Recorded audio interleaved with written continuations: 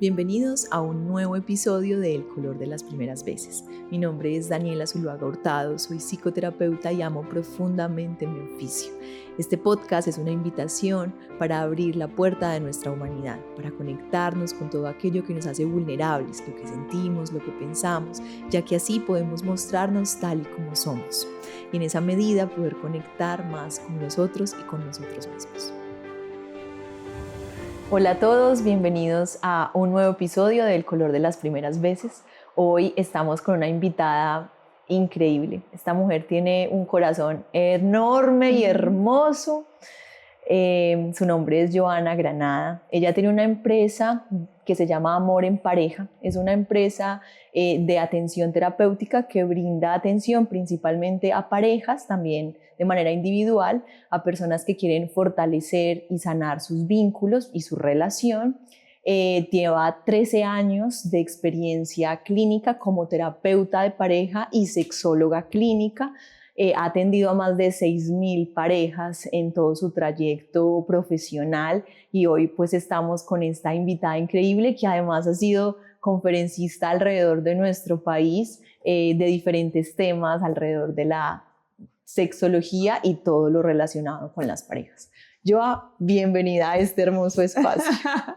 Bueno, pues muchas gracias, me siento honrada de escuchar esa presentación tan linda, muy feliz, pues porque obviamente estar aquí y compartir contigo, una persona tan especial en mi vida, este momento y este encuentro pues me llena de alegría.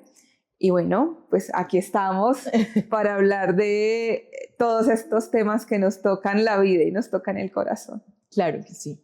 Joa, pues antes de empezar, ¿cierto? Con el podcast y con el tema de la primera vez, me gustaría mucho que nos contaras un poquito de tu humanidad, que nos contaras quién eres tú, de dónde vienes, dónde creciste, bueno, como cuéntanos un poquito, por favor. Bien, bueno, esto es complejo porque digamos que cuando uno está tan acostumbrado a escuchar a los otros hablar del sí mismo, sí, cuesta un poquito, y la verdad a mí me cuesta un poco hablar a profundidad de mi yo, pero es algo que he ido también elaborando y es algo que he ido resolviendo. Bueno, yo soy Joana, ¿cierto? Soy un accidente de la vida y me encanta decirlo, ¿cierto? Yo soy, digamos, como decimos los paisas, el raspado de la olla, porque finalmente llegué a una familia que al parecer ya estaba constituida. Y como accidente de la vida, yo le digo a mi madre que llegué para traerles felicidad y sorpresa a sus vidas como tal. Sí. Yo nací en un pueblito de Caldas, Belalcázar, y crecí toda mi infancia en una finca lejos, en un hueco, pero digamos que si hay algo de lo que yo me sienta orgullosa en mi vida es de haber crecido así, jugando con la tierra, corriendo, porque además siempre he sido una persona así súper fuerte en el sentido de que muy espontánea, muy loquita, muy de correr, de brincar, de saltar con mucha energía. Entonces yo creo que todo eso lo viví, lo disfruté en el campo, con los animales, entonces tuve animales o compartía con los animales, hacía arepas de tierra por las mañanas para jugando, me costaba mucho trabajo estudiar. Entonces, mi infancia fue una infancia muy particular, ¿cierto? En una familia tradicional, pero una familia finalmente con unos valores muy valiosos, pues que lo hacen a uno cada vez mejor ser humano y que lo construyen como tal. Entonces yo vengo de allí y bueno, con todos estos retos de la vida, después crezco y vamos a vivir al pueblo y en el pueblo pues ya hago el colegio. Y después de ahí viene una fase muy importante para mí, que es la fase de la universidad, donde elijo estudiar psicología por suerte de la vida. Y me siento muy afortunada porque yo creo que la psicología ha sido para mí un tesoro que nunca pensé, sino que la vida me lo puso y a mí me sorprendió y me dejé sorprender por ella. Okay. Entonces, digamos que decidí amarla y decidí apasionarme, aunque al principio me costó mucho, mi plan no era estudiar psicología, pero cuando lo hago, decido amarla. Y aquí estoy siendo psicóloga.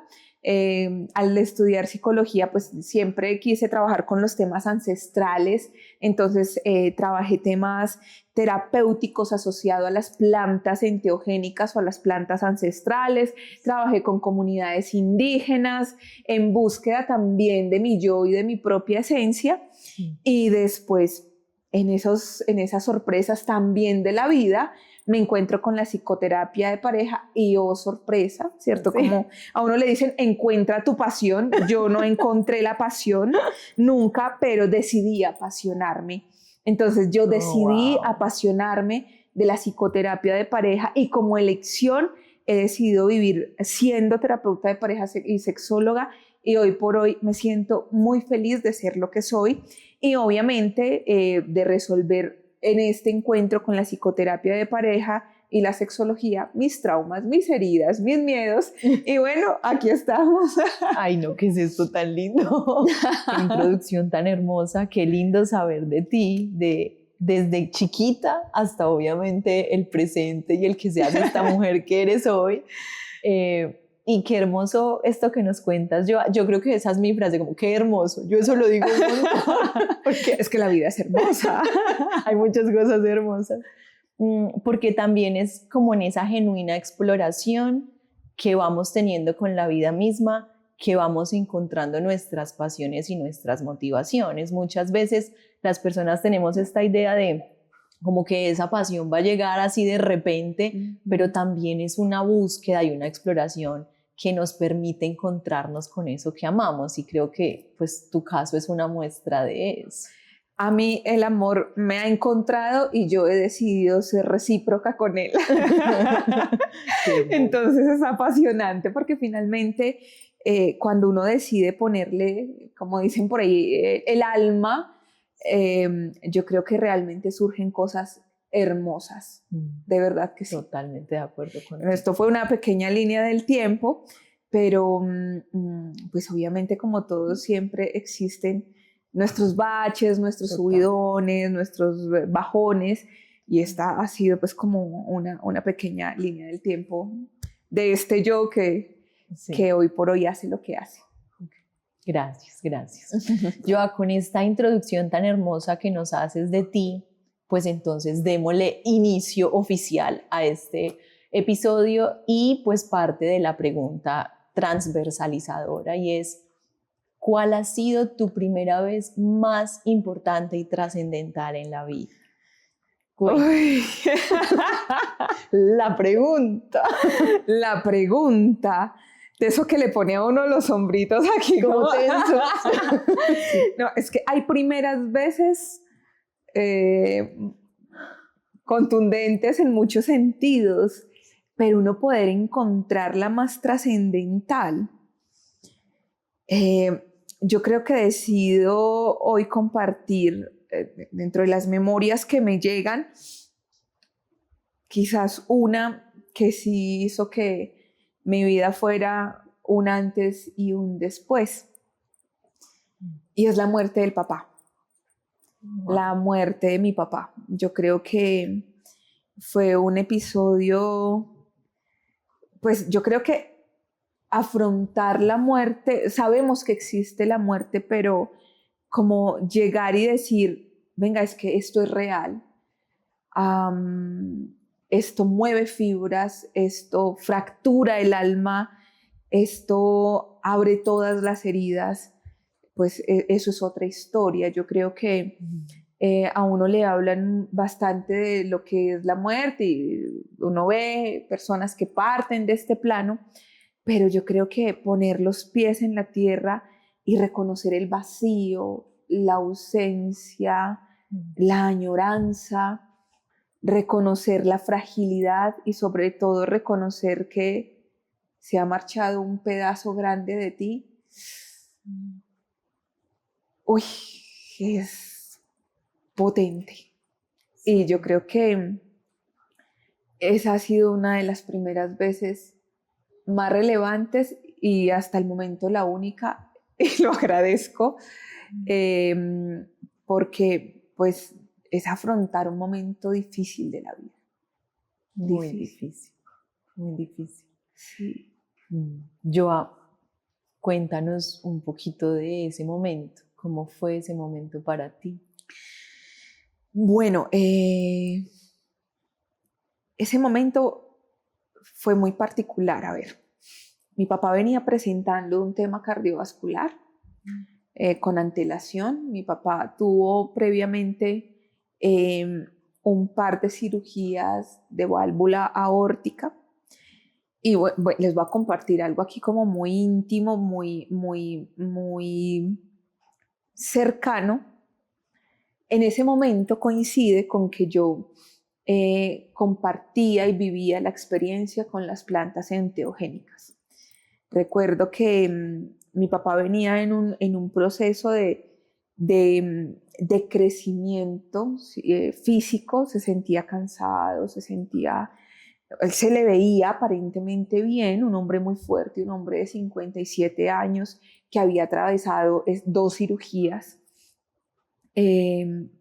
Aparentemente era un hombre fuerte y no representaba como el temor de la muerte algo significativo. Sin embargo, todos los médicos nos decían la gravedad de la situación.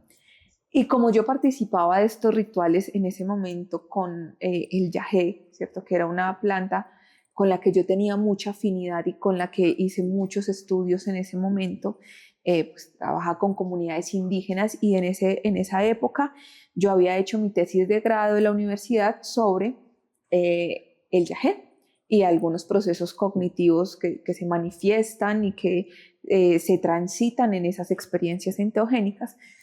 Recuerdo que fui al Valle del Siundo a hacer unas entrevistas a unos taitas o a unos, digámoslo así, conocedores de la sabiduría del yagé. Y en una de esas ceremonias recuerdo que veo una sala de urgencias y veo que mi papá trascendía. En ese momento yo entro en una crisis, estaba en plena experiencia enteogénica con el yagé. Me acerco al taita y le digo, taita, mi papá se va a morir.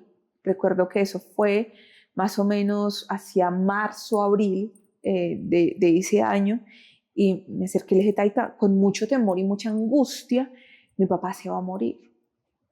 Por favor, hagamos un rezo, un ritual, hagamos algo.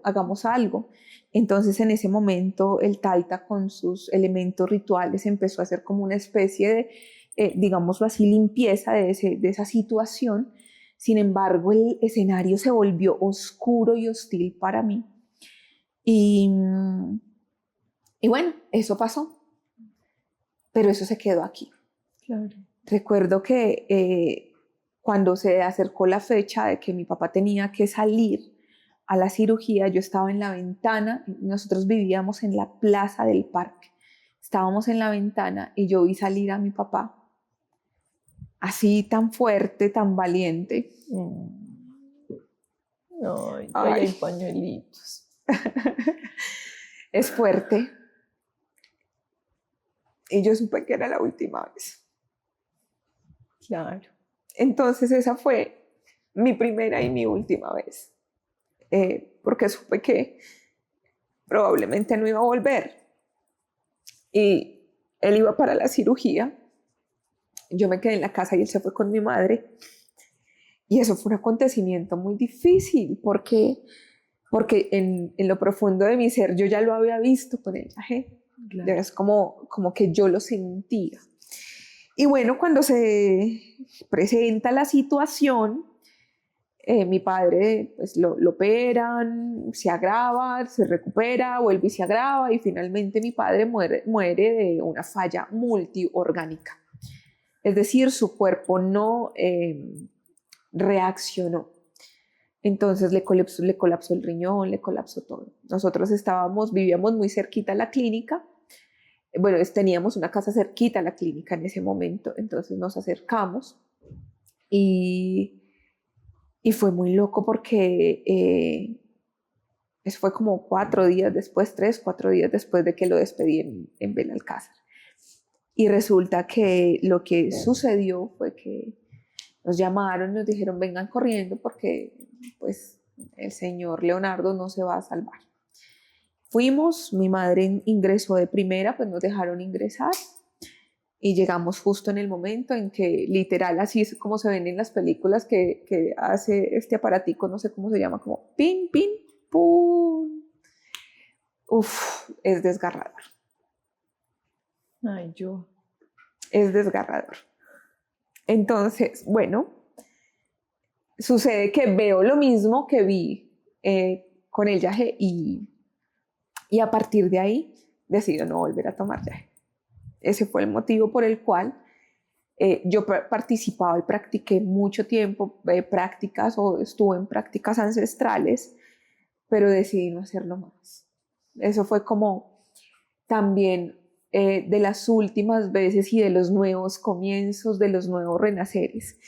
Entonces, digamos que ese fue un momento muy difícil para mí y para toda nuestra familia, porque mi papá representaba para nosotros el sostén. Mi papá era la fuerza, mi papá era la sabiduría, era la fortaleza, era la contención, era la firmeza. Y cuando tú pierdes el norte, que has perdido.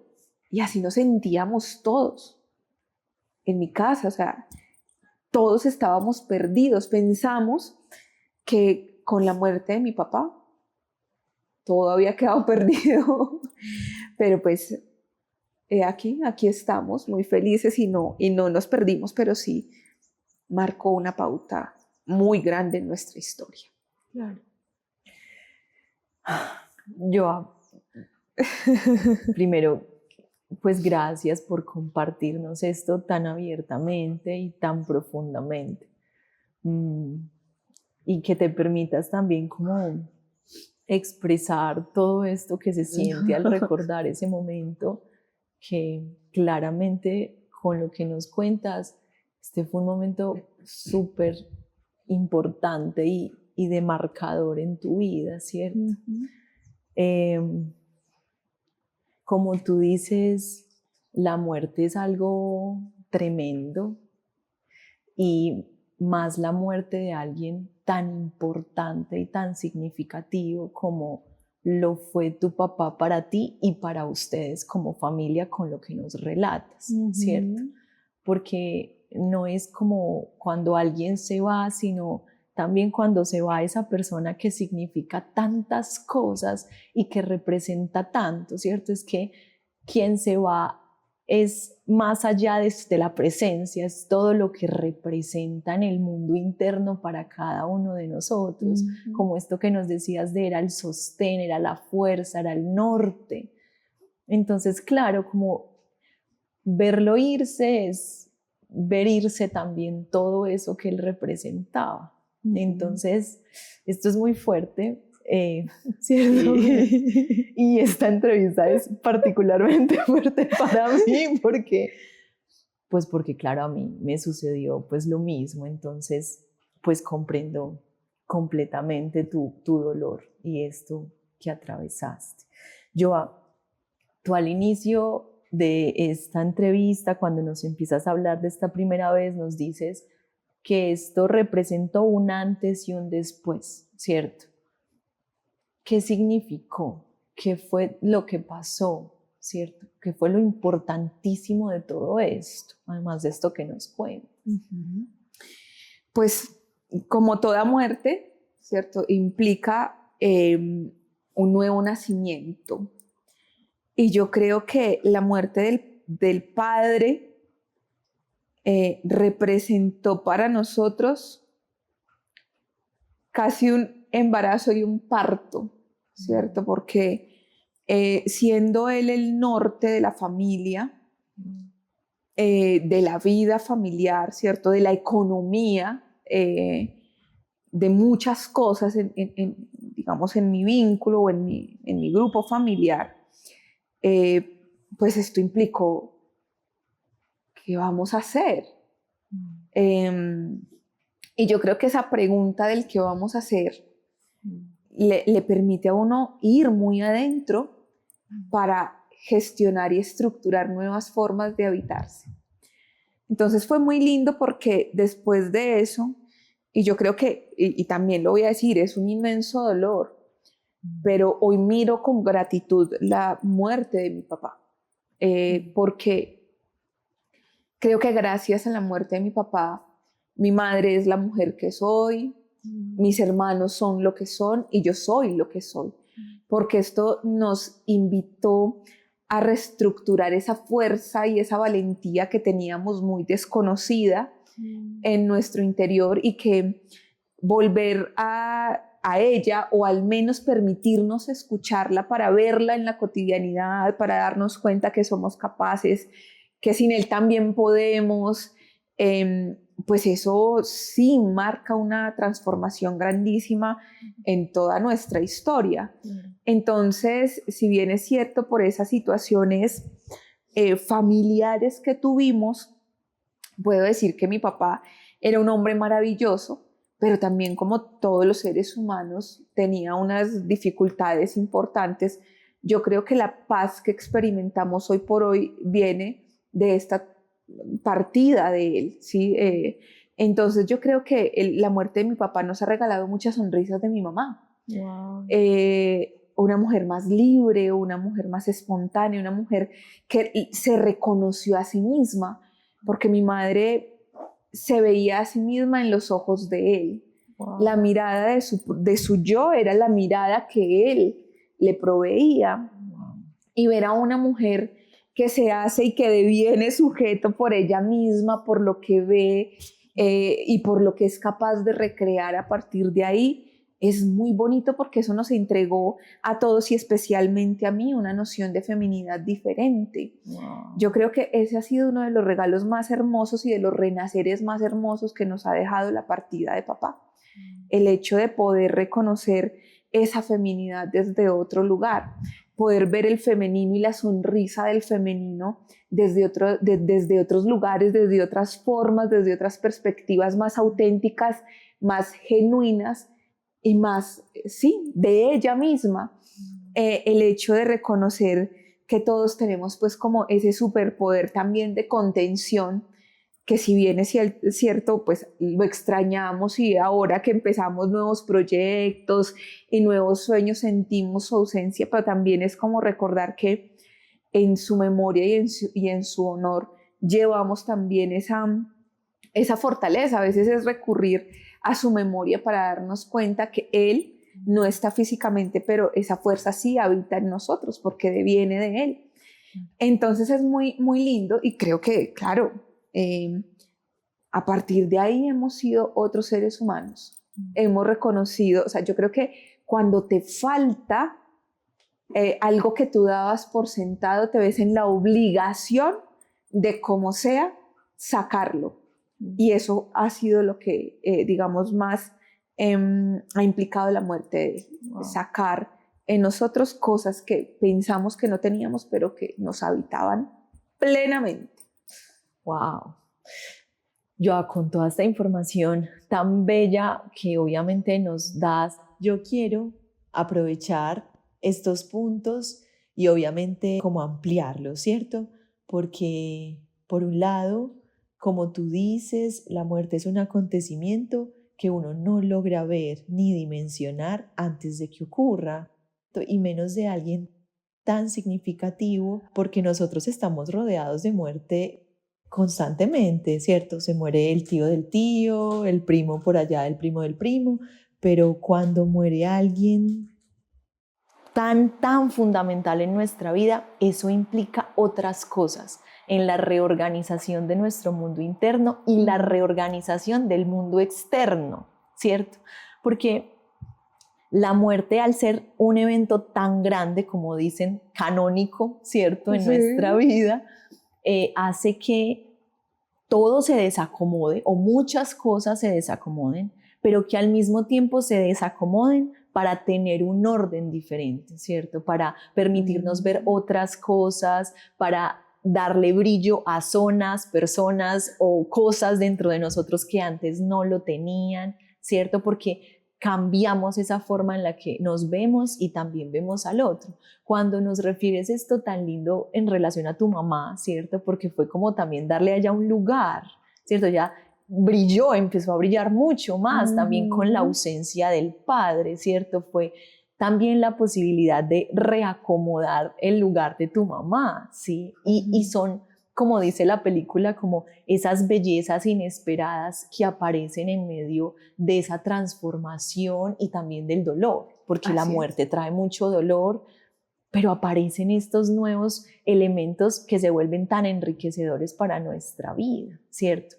Y además de esto, cuando tú nos cuentas a nosotros cómo esto te permitió ver también tanta fuerza en ti misma para seguir, ¿sí? Es como empezar a descubrir también quién es uno, ¿cierto?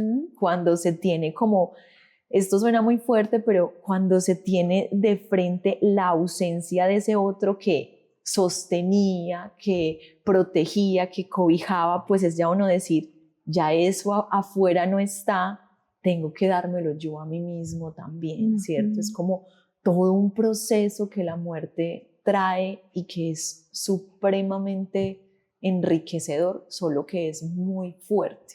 Total.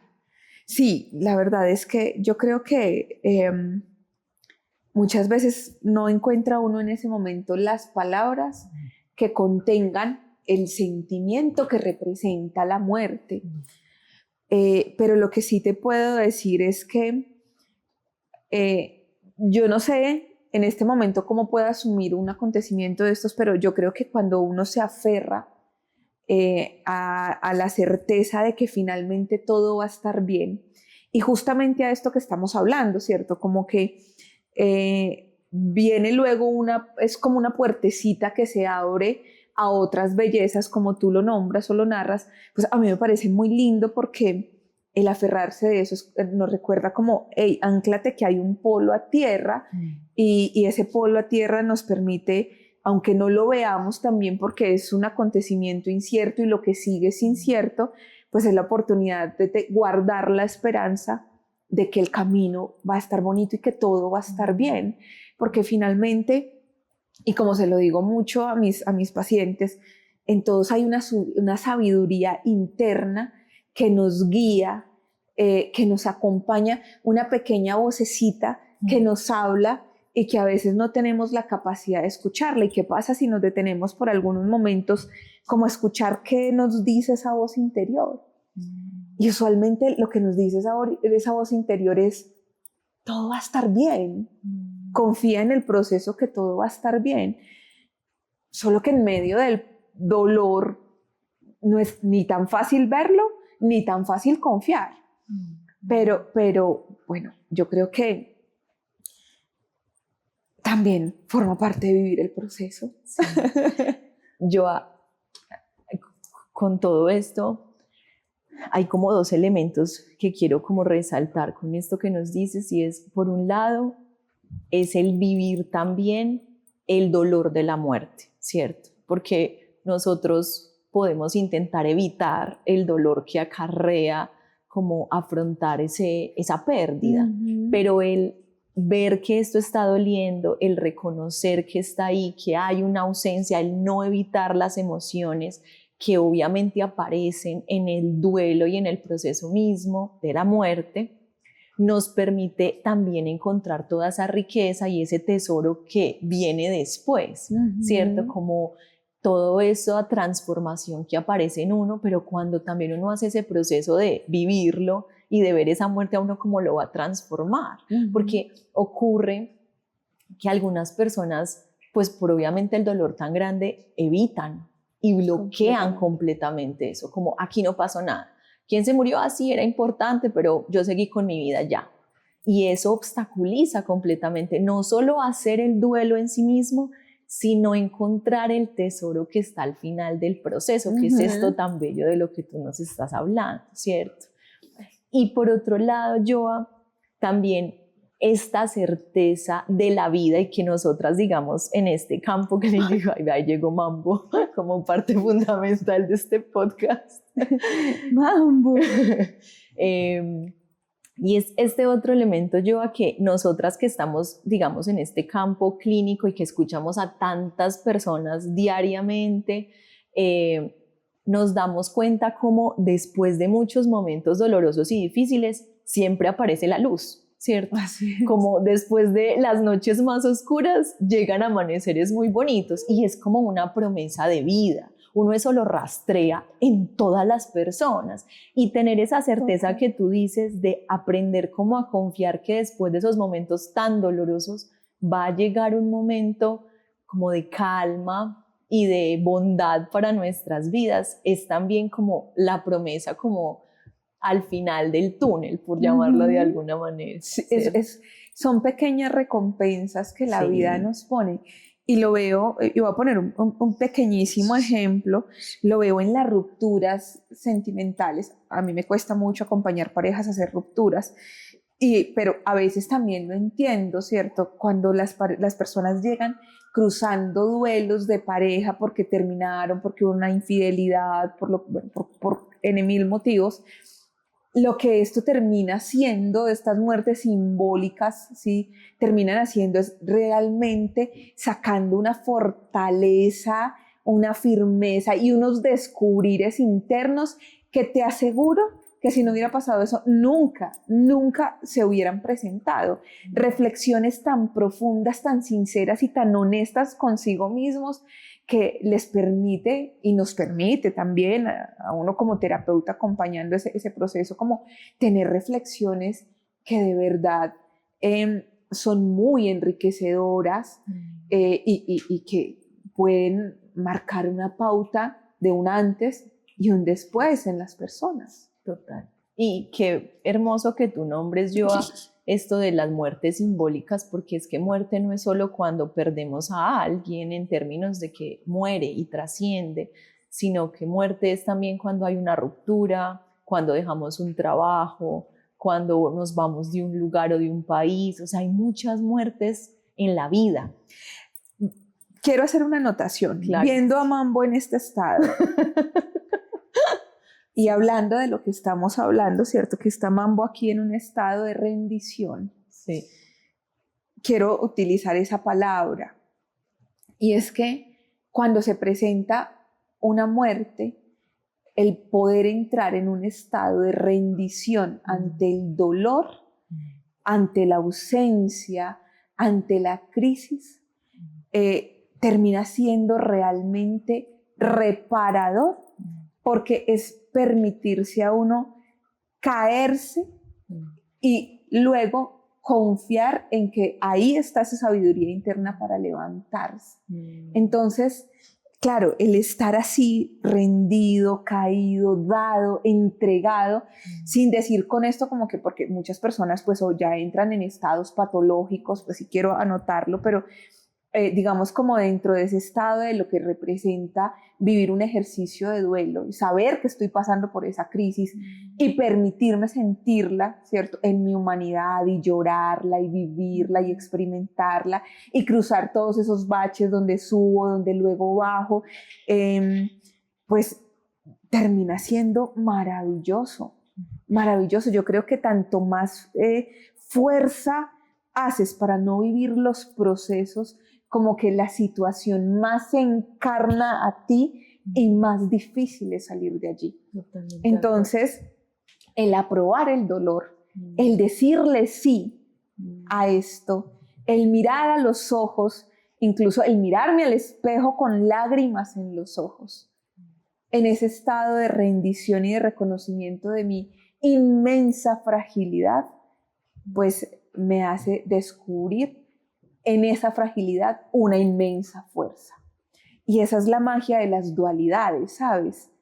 El reconocer que a veces los seres humanos entramos en estado de polaridades muy potentes, que la muerte nos trae nuevas vidas y nuevos nacimientos, que el estado de vulnerabilidad y de rendición desencadena o nos puede despertar ese estado de fortaleza y de firmeza.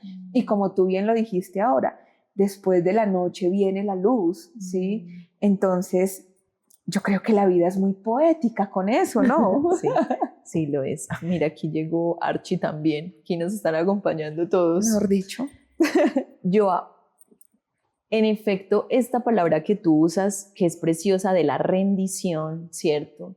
Es cuando uno también refiere viva el proceso, ¿cierto? Porque cuando evitamos es cuando nos resistimos, ¿cierto? Cuando evitamos vivir eso que nos está doliendo y atravesar por esa muerte y ese dolor, es cuando no nos estamos entregando a vivir el proceso y ahí se obstaculiza significativamente. Uno lo que hace es prolongar un dolor también, además, Sí. ¿cierto? Entonces, cuando hablamos de ese entréguese es reconozca que ahí está, ¿cierto? No lo omita, sepa que hay un dolor que duele un montón y que está triste, sí, hay tristeza, sienta la tristeza, o sea, ese es el estado también de rendirnos ante eso que se siente, ¿cierto? Es un buen rendirse, no como un dejarnos, ¿cierto? Sino entregarnos a ese proceso. Entonces, gracias por poner ese elemento sobre este proceso. Eso fue Archis que entró aquí en esta rendición. Sí. Joa, como a propósito de todo esto, ¿cierto? Y para volver también a ti, ¿qué área inesperadamente cambió en tu vida después de la muerte de tu papá y de todo esto que viste y aprendiste? Yo creo que una de las áreas más importantes y que más reflexiones me ha traído a la vida, ¿cierto? Ha sido eso, el rol paterno-filial y los vínculos afectivos y las formas de amor, un poco insanas también. Yo creo que con la muerte de mi papá, una de las áreas que más cambió fue eso, una reflexión en mí que me permitió ver que sí se podía amar diferente. Después surge amor en pareja. Wow. O sea, amor en pareja es una idea que surge después de la muerte de mi papá. Y es más, despuesito, no muy lejano tampoco. Y también está asociado a esa reflexión de, venga, yo soy muy tóxica, realmente. Yo sé amar muy mal. Yo no amo bonitos. Entonces, digamos como que en mis vínculos afectivos existían muchos baches que desde mi punto de vista, y si lo miro hoy, yo digo, wow, qué cosa tan compleja. Muchos baches que hacían que en mí existieran muchos celos, muchos miedos, muchas inseguridades, que tuviera un concepto de amor supremamente erróneo. Wow. Y pensar en esa reflexión del padre en mi vida y de ver el referente paterno, ¿cierto?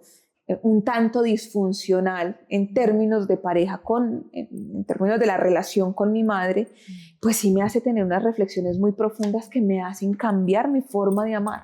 Wow. Y uno de los aspectos que en el proceso de elaboración del duelo del papá, pues también vienen, ¿cierto? Como a hacerlo pensar a uno de, hay que buscar una formita diferente, hay que hacerlo diferente. Y yo creo que después de eso sí he reconocido muchas heridas en las que hoy por hoy le doy muchas gracias, ¿cierto? También a esas heridas porque pues finalmente gracias a ellas y al cambio de ellas veo que sí es posible cambiar. Y por eso me gusta tanto la psicoterapia de pareja, porque está bien tener relaciones donde no sepamos cómo actuar, pero también es la oportunidad de transformar muchas cosas en las que podemos aprender a actuar. Entonces el hecho de poder decir desde mi experiencia personal, hey, es que yo amaba mal, disfuncional. Sí. Y hoy como terapeuta de pareja poder decir, y después de todo un proceso personal, poder decir, no, venga. Es que uno puede ser también un antes y un después. Yo creo que eso se lo debo a él. Wow. Y a esta partida de él. Qué lindo esto que nos dices. Sí. Joa, la idea entonces de la forma sana de amar en tu presente, ¿cuál es? Yo creo que tiene varios elementos. La reciprocidad, uno de los elementos, el sentirnos queridos, importantes y que formamos parte de. Para mí eso es crucial, sentir que formo parte de la vida de ese otro. Otro elemento, un abordaje adecuado de mis emociones, entendiendo que en todos existe una sombra profunda, ¿cierto? Y que está bien sentir y que podemos sentir, pero que podemos hacer eso, un buen abordaje de ellas. Eso a mí me parece de fina coquetería. Sí. Por ejemplo, el hecho de decir, bueno, en este momento tengo celos y no inventarme 20.000 excusas para pelear, sino que poder afrontar, mira, es que tengo celos. Total. Y nombrar las cosas como son. Eso es supremamente revelador. Total. El tema de tener una comunicación adecuada, incluyente, transformadora y empática. Ay, eso es tan rico. Sí, de acuerdo. Ese es otro elemento. Bueno, y podría sumar muchos más elementos, pero digamos que de entrada eso. Y bueno, también el hecho de sentirnos parte de tener un proyecto que nos vincule. A mí eso me parece muy bonito. Yo siempre he pensado que el proyecto de vida es un eje articulador de los vínculos. Okay. Gracias, Jo. Bueno, aquí llegó Archis, nunca había aparecido en un episodio. Archis, es que este tema es muy candente, ¿cierto? Muy bien. Jo, con esto que nos cuentas tan importante, yo quisiera pasar como a esta sección del podcast y preguntarte, tú entonces, partiendo de todas estas experiencias, de esto que has reestructurado, entendido, transformado en ti, ¿tú cómo quisieras ser recordada por tus seres amados? Ay, yo creo que lo tengo muy claro, como una persona que les trajo felicidad a sus vidas. Yo creo que ha sido muy lindo eso porque a mí me gusta compartirles la alegría de vivir, ¿cierto? Y esas cosas sencillas que a veces son tan, como que perdemos tanto de vista. A mí me gusta que ellos puedan, ojalá, recordar eso de mí, y creo que si hoy partiera, si hoy fuera mi caso, creo que gran parte de mi misión sí la he cumplido. Oh, qué hermosura, ay, qué susto tan lindo. Y es muy lindo porque recuerdo una paciente que me dice, ay, yo a mí me encantan las citas contigo porque diario llegas sonriente. y a mí o sea, es como, ay, qué rico llegar, qué rico ver a las personas, qué rico sentarme aquí, escucharles sus cuentos, sus cosas y pues disfrutarnos la vida. Por supuesto. Yo creo que es eso, ¿no? Disfrutarnos la vida. Sí. Fue madre, qué rico vivir. Sí. Además, cuando se disfruta la vida, también todo lo demás se aliviana, se vuelve mucho más tranquilo sobrellevar todo lo que acarrea vivir, ¿cierto? Joa, ¿qué es para ti la paz mental? La paz mental.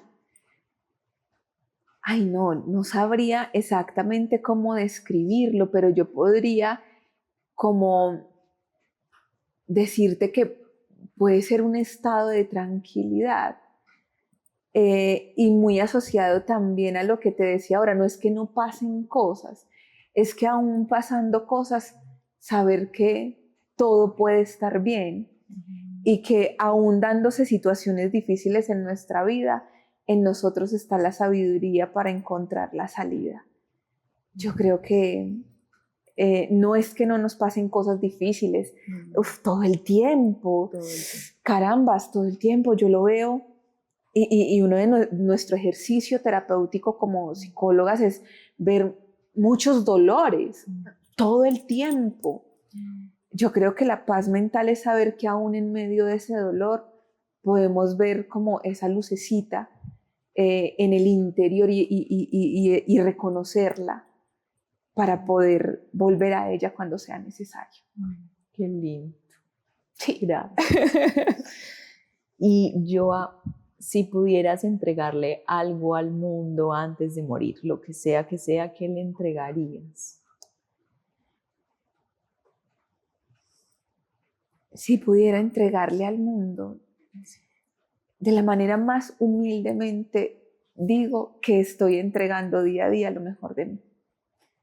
Entonces, hoy por hoy y en mi día a día, creo que entrego lo mejor para el mundo.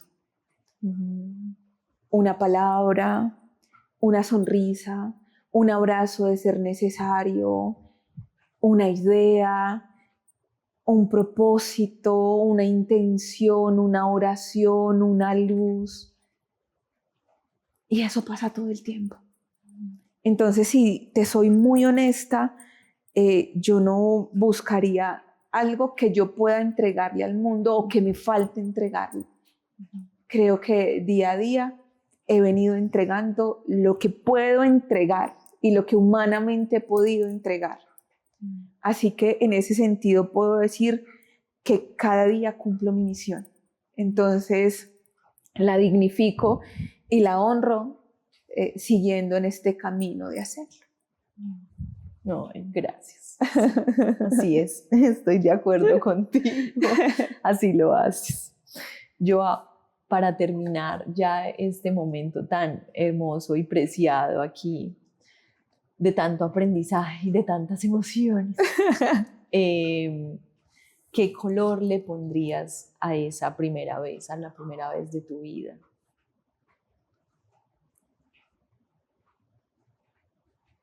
¡Ay, carajos! ¡Qué color! Sí. Azul. Azul. Sí.